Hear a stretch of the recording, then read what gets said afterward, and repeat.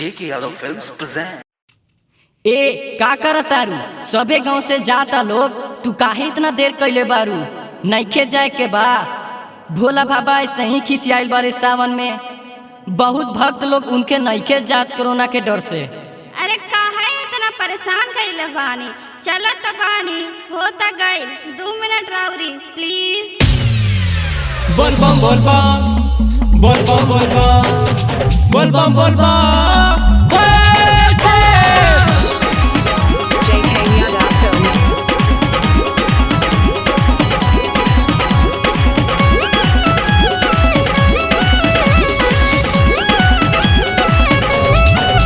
जल्दी चला न तो छूट जाई गाड़ी हो, देर करे लो तू होके में तैयारी हो।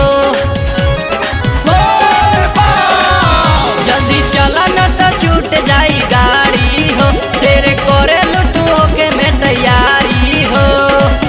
धन कनवा पकावल सचो बढ़ जाई पवन में जपत चला त्रिपुरारी के।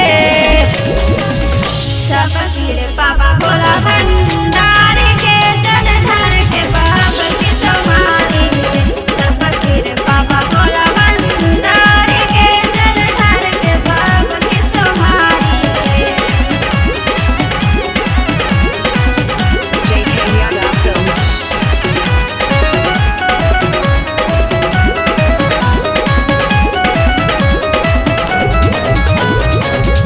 गौवा से जाता लोग, तू जल्दी चला।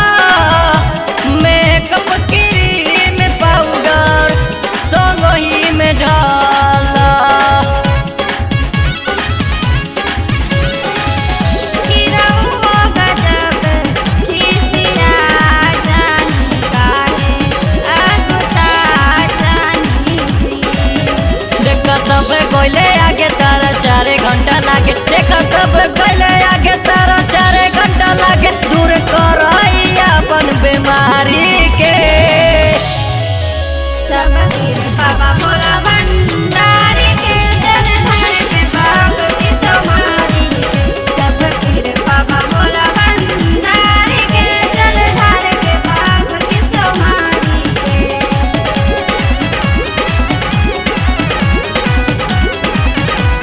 JK Yadav Films.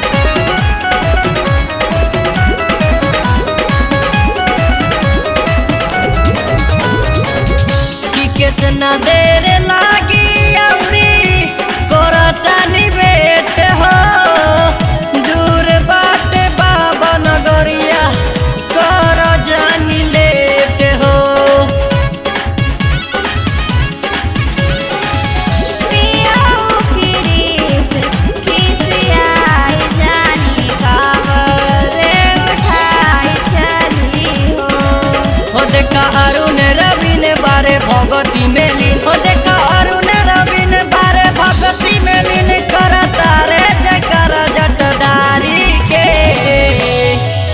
सब गिरे बाबा भोला भंडारी के, जल धर के बाबा की समाधि के। सब गिरे बाबा भोला भंडारी के, जल धर के बाबा की समाधि के।